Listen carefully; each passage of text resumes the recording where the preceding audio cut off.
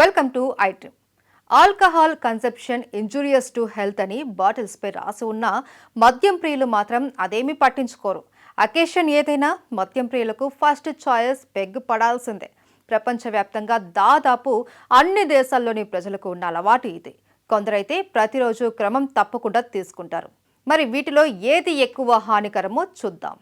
ఆల్కహాల్కు సంబంధించి మన దగ్గర విస్కీ, బ్రాందీ, రమ్, వైన్, జిన్, బీర్ ఇలా విభిన్న రుచుల్లో దొరుకుతాయి. ప్రతి ఒక్కరూ తమ అభిరుచులను బట్టి ఇష్టమైన వాటిని తీసుకుంటూ ఉంటారు. అది కొద్ది మంది మాత్రమే వీటిని తీసుకునే ముందు కలిగే దుష్ప్రభావాల గురించి తెలుసుకుంటారు.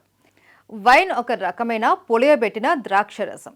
నలుపు, ఎరుపు ద్రాక్ష నుండి తయారు చేస్తారు దీన్ని. 2 వారాల పాటు ఓక్ బ్యారెల్స్లో పిండి చేసిన ద్రాక్షను పులియబెట్టడం ద్వారా రెడ్ వైన్ తయారవుతుంది. తర్వాత ఓక్ బారెల్స్లో పరిపక్వం చెందుతుంది. రెడ్ వైన్లో 14% ఆల్కహాల్ ఉంటుంది. దీనివల్ల లివర్ దెబ్బతినే ప్రమాదం ఉంటుంది. ఇక రమ్లో 60 నుంచి 70%, విస్కీలో 30% నుండి 65% వరకు అధిక ఆల్కహాల్ ఉంటుంది. విభిన్నమైన ఆల్కహాల్ కంటెంట్ ఇది. గోధుమ, బార్లీని ప్రత్యేక పద్ధతిలో పులియబెట్టి చేస్తారు. ప్రత్యేక ప్రక్రియ తర్వాత ఓట్ పీపాల్లో కొంతకాలం నిల్వ ఉంచుతారు. వాతావరణం చల్లగా ఉన్నప్పుడు చాలామంది రమ్ను ఇష్టపడతారు. ఇందులోనూ ఆల్కహాల్ అత్యధికంగా ఉండటం వల్ల ఆరోగ్యానికి తీవ్ర ప్రమాదం అంటారు నిపుణులు. ఆల్కహాల్ బెవరేజెస్లో అన్నింటికన్నా బీరు చాలా తక్కువ ప్రమాదం.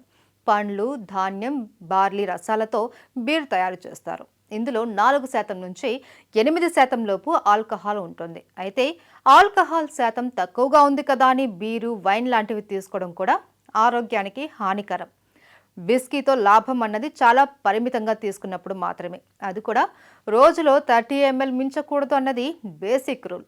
అదే అప్పుడప్పుడు తీసుకునేవారైతే 60 ml మించినప్పుడు ఆరోగ్య ప్రయోజనాలు ఉంటాయని కొందరు నిపుణుల అభిప్రాయం.